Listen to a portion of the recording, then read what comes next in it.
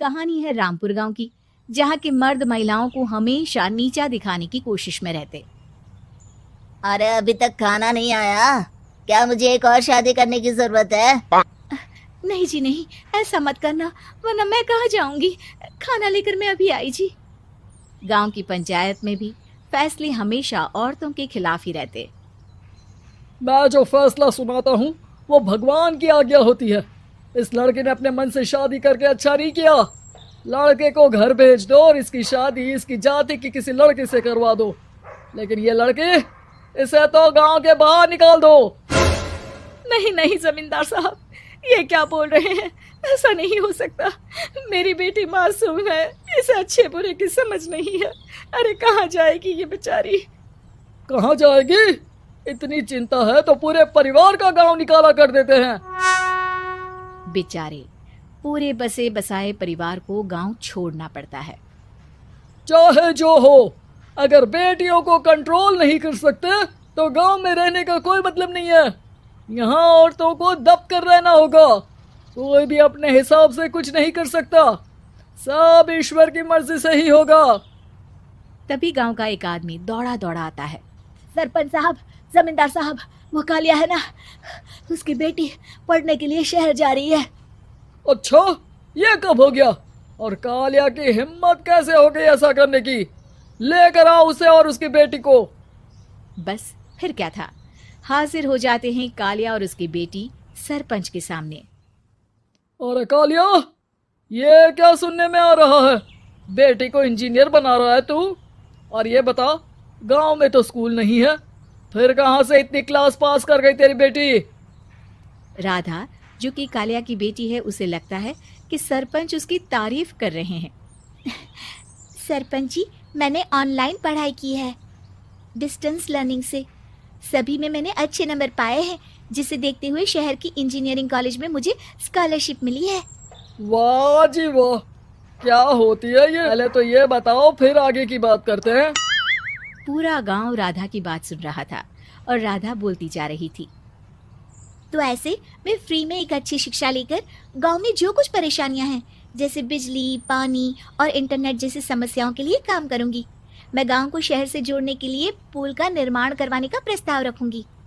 मुझे पूरी उम्मीद है कि जल्द ही हमारा गांव भी तरक्की की राह पर चल पड़ेगा। राधा की बात सुनकर सारे गांव वाले ताली बजाने लगते हैं। सरपंच को समझ नहीं आता कि वो क्या करे। चुप रह नादान लड़की, गांव के खिलाफ जाने के लिए तुझे गांव से बेदखल कर दिया जाएगा, वो भी पूरे परिवार के साथ। और हाँ, अगर ठीक से गांव में रहना चाहती है तो ये पढ़ाई लिखाई छोड़ दे।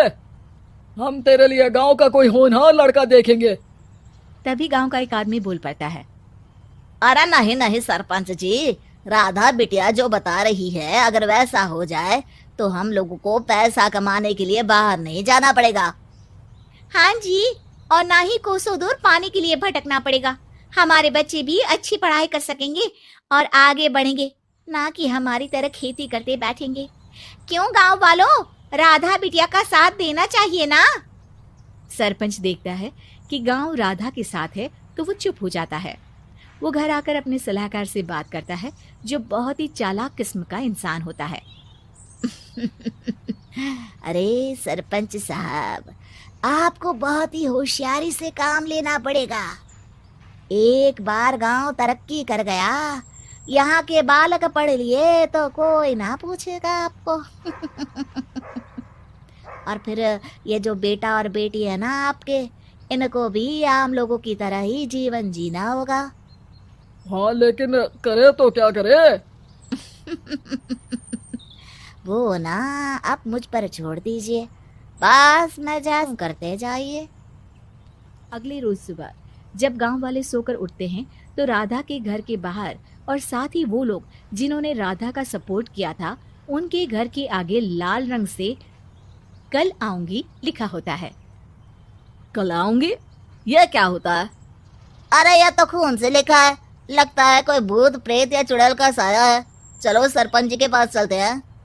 सभी सरपंच के पास जाकर उसे सारी बात बताते हैं। और ये तो बड़ी मुश्किल की बात है। चलो, मैं एक बाबा को जानता हूँ, उन्हें बुला लेता हूँ। सरपंच बाबा को लेकर गांव के घर के बाहर जाता है। ओहो, तो ये वो चुड़ैल है जो उन लोगों को निशाना बनाते हैं जो गांव को बदलने का सपना देखते हैं। वो गांव को ऐसे ही संपन्न देखना चाहती है। वो नहीं चाहती कि कोई बाहरी यहाँ का कायाकल्प करे। क्या तुम लोगों में से किसी ने गांव को बदलने की सोच रखी है?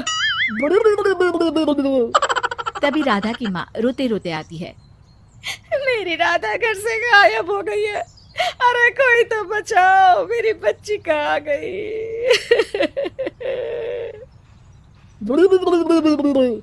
ले गई वो चुड़ैल, तेरी बच्ची को ले गई। अब वो उसे श्रापित करके छोड़ेगी। उस पर चुड़ैल का साया हो जाएगा। तभी बुरी सी हालत में राधा भी वहां आ जाती है। उसके बाल चुड़ैल की तरह फैले होते हैं और कपड़ों में खून लगा होता है। सभी राधा को देखकर डर जाते हैं। माँ, पता नहीं मुझे कौन उठा कर ले गया था। अरे दूर दूर हो जा चुड़ैल, अब हम लोग इस गांव में नहीं रुकेंगे। अरे कैसे बातें कर रहे हैं आप? कल तो आप मेरे भरोसे गांव का हुलिया बदलने, अपने बच्चों को पढ़ाने और तरक्की उन्नति की बात कर रहे थे, तो आज क्या हो गया आपको? ये फिर तुम लोगों को बहकाएगी। ये चुड़ैल गांव में आ चुके, ऐसे ही ये तुम्हारे घर के बच्चों को भी ले जाएगी।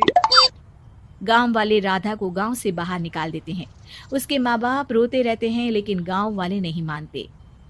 मैं भी अपनी बहन के साथ गांव के बाहर रहूंगा, लेकिन वो पढ़ाई नहीं छोड़ेगी।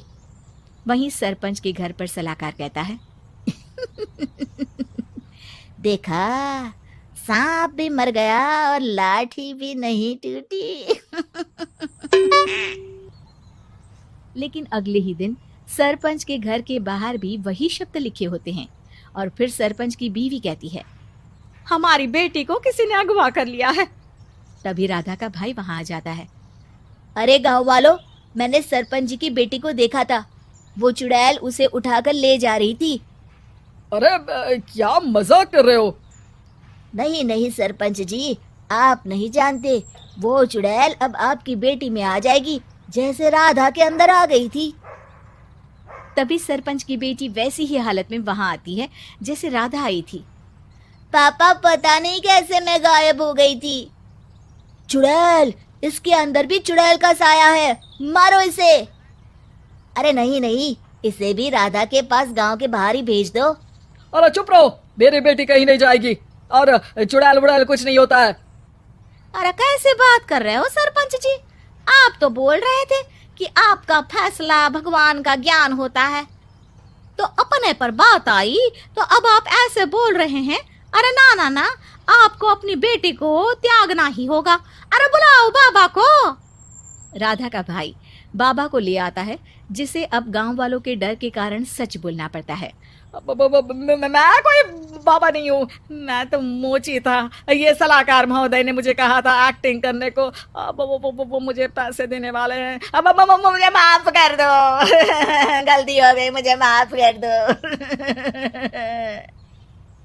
तभी वहां राधा आ जाती है। देखा सरपंच जी, जब गांव के बच्चे साक्षर होंगे तो आप जैसे लोगों की चालाकी नहीं चलेगी।